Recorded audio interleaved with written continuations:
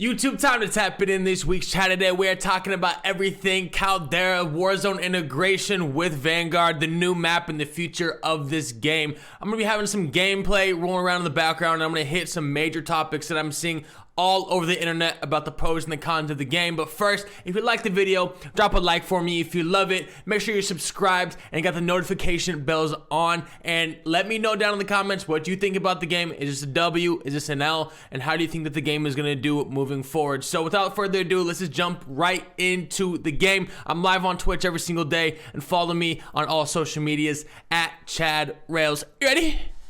So I'm gonna be going over three major things within this video. First being the map, with it being visually, playability, and the new features as well inside of the map. And then we're going over the guns and kind of doing the same thing with that, being the usability, some of the new features and the loadouts that are gonna be cool down the line. And then probably just going an overall arching thing about how the whole Call of Duty Warzone community is, and hopefully the future of the game as well. First, let's start off with the map. Caldera is here. Warzone Pacific is live, and you can play for free whenever, wherever. The thing that I love about the most about this map so far is definitely the visual aspect of it, which we're gonna talk about first. Visually, this map is absolutely stunning. There's so much green, and after I was playing my last games in Verdansk, right before the map got deleted, I realized that a lot of Verdansk is just terrible in terms of just visually. The map played itself pretty well throughout almost the 2 years that we've had it, but Caldera is so much prettier. There's a lot of space that needs to be addressed, but let's start with the visuals right now. Luscious trees everywhere. The POIs feel different, and different parts of the map feel different. When you're landing at Subpen, which is a large cement metal structure, feels so much different than you landing at mines, where you're surrounded by dirt and cranes and all these different vehicles around you. Or you go to airfield, we have this long strip in between all of the buildings in between you, with tall grasslands in between everything. And visually, this map blows Verdansk out of the water. So that is definitely a huge W. That this game was just great to look at, because we look at games like Apex and Fortnite, and when you watch content, when you watch streamers, and you want to play these games because they look amazing, Fortnite does an amazing job about mixing different art styles and keeping the game very vibrant. And same with Apex as well, with a lot of the new maps, which is appealing to the eye. So Caldera, definitely W in the right direction for just being visually appealing. Now let's look at some of the features. When you're mounted, you can move. There's gas canisters everywhere that when they hit water, they can smoke, or you can shoot it and down somebody, which I did multiple times throughout this gameplay. All of the vehicles are new, including planes, which are hard enough to fly, but easy enough to able to feel like it's satisfying to fly. And of course, ground loot is new as well. And with no loadout until the first zone closes, you're definitely on a grind to find the best floor loot that you can find, which is something that we're going to be talking about with the overall playability at the end of the video. There's a lot of changes that happen with this. They nerfed dead silence, where after you get one kill, it resets its timer, but after that, it doesn't reset at all, which is a W. Stopping power is no longer in the game. And we did get two new perks as well that hopefully will reward better players. The first perk is Serpentine, and as it said is that you take less damage while you're running, and even less damage while you're tack sprinting.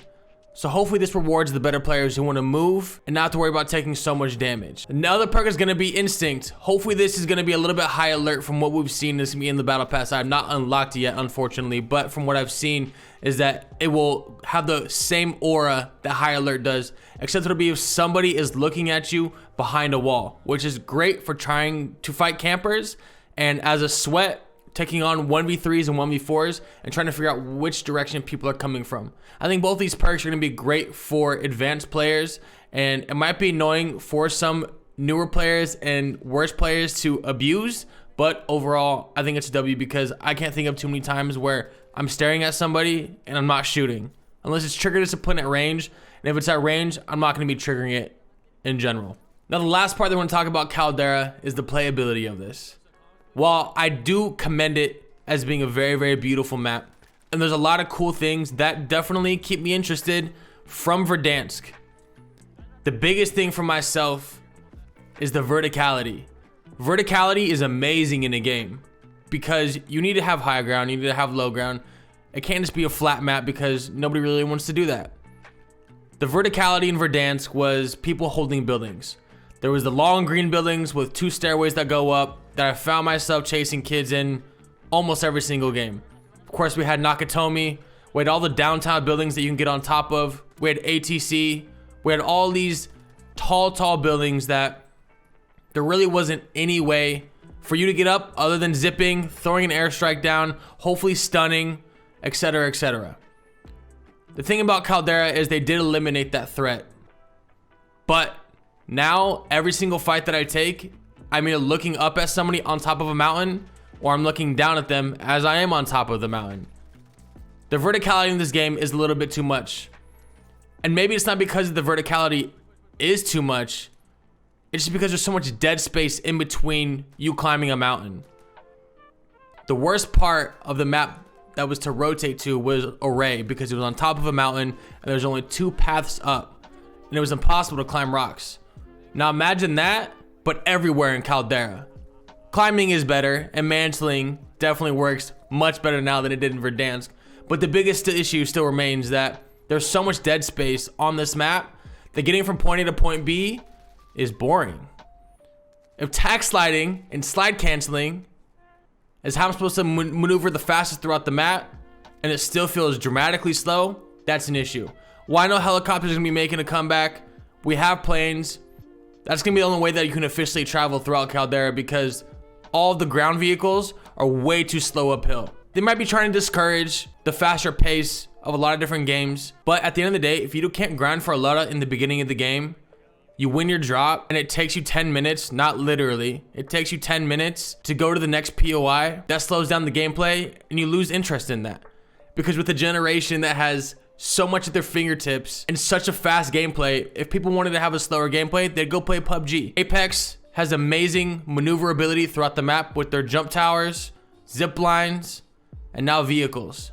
And Fortnite has followed suit as well. So I'm hoping that because there is so much dead space and verticality in the game, they do introduce different ways to maneuver throughout the map other than the slow vehicles that have issues going uphill. I think that's my biggest issue with Caldera, and I hope that it's addressed. I think expecting a map change from Caldera, a brand new map, is gonna be a tall order. We barely got any map changes over almost 2 years of Verdansk. So I can't imagine that they're gonna change elevations and change large surface areas within Caldera as well. So if that's not gonna happen, my 2 solutions are just throw more stuff in the dead spaces or even put 200 people in the lobby. If there's more people and more fights to be happening within these dead spaces, then they're not dead spaces. I'm fine fighting in tree lines majority of my fights as long as there's people to fight. But when I'm aimlessly tack sliding everywhere in hopes of just finding somebody, instead of grabbing a vehicle and going uphill incredibly slow and still being seen, of course, pulling up to a full team, maneuverability is a little bit of an issue through the dead spaces. So that's my biggest complaint on Caldera. Second, we're gonna talk about the guns and Vanguard integration. I've been grinding Vanguard for about the last month, getting my ARs, SMGs, and a few miscellaneous guns maxed. It did pay off. I had a ton of fun on the 24-hour early access for Vanguard owners. What I will say is that I'm recording this before the actual release of the regular BR mode.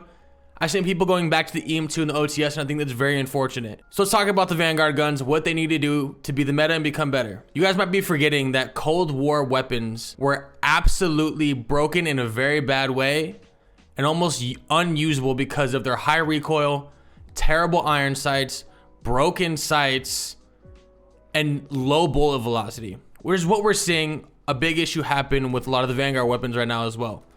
They might be doing some damage up close, but outside of that, you're just basically playing a multiplayer map, and of course these guns have stats for multiplayer guns. I'm excited to see what JGod comes out with in true game data and see how what they say the bugs are that we're not noticing. But as of right now, what I've noticed is that Bloom does not belong in a first-person game. I've been watching some streamers since the regular release has happened, and of course everybody's going back to the Cold War guns, the Modern Warfare guns. That being because there's no Bloom in those guns. I don't have to worry about padding stats for accuracy.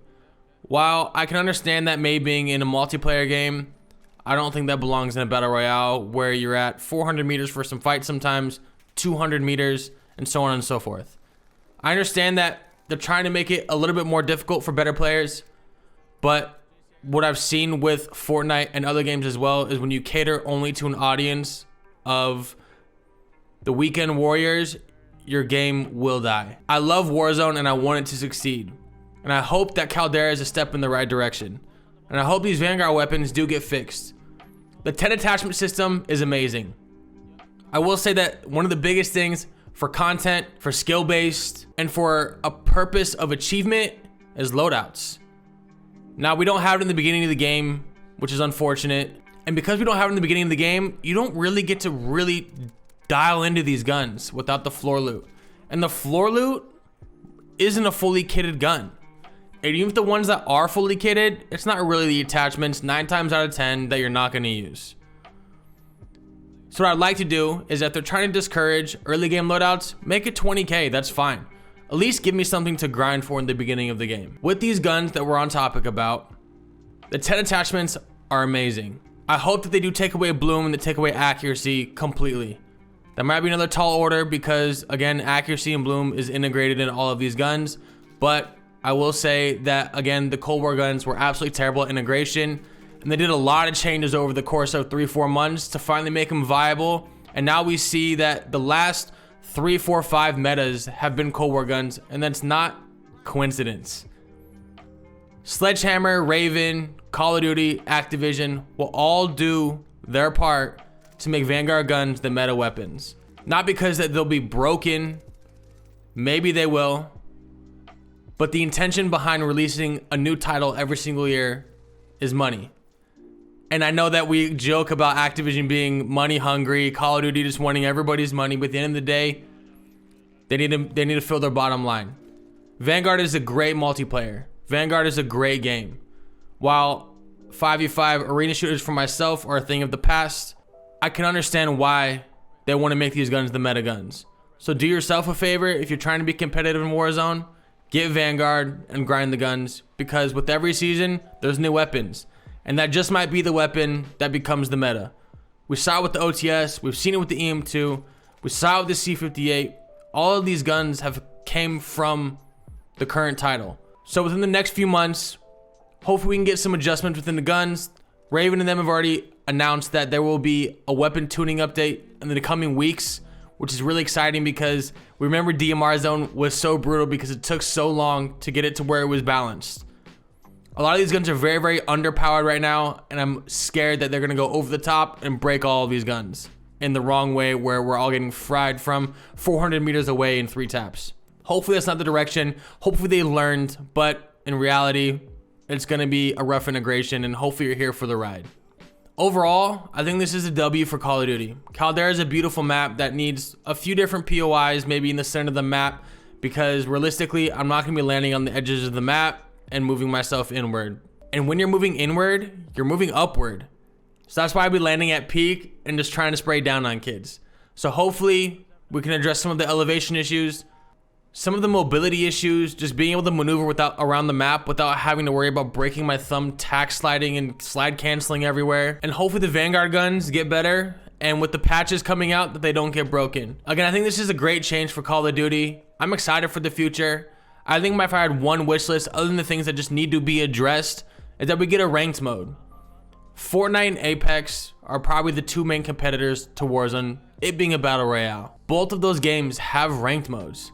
They give a person a reason to grind. I looked at my Warzone stats, which shows you your skill-based matchmaking, and my lowest lobby was a 1.4.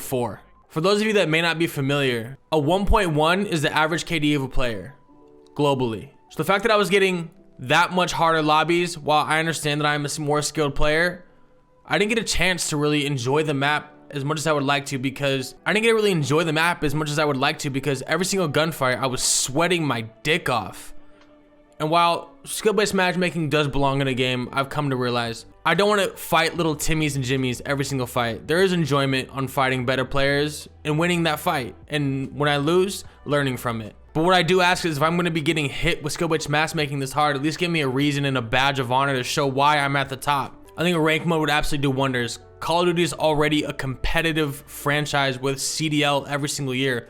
So why is Warzone any different? It's a free to play, and I think that people would flourish from it, and I think it's something that we want. Let me know what you think down in the comments. I appreciate you listening. I hope you enjoyed a little bit of gameplay in the background, and I'll catch you next stream.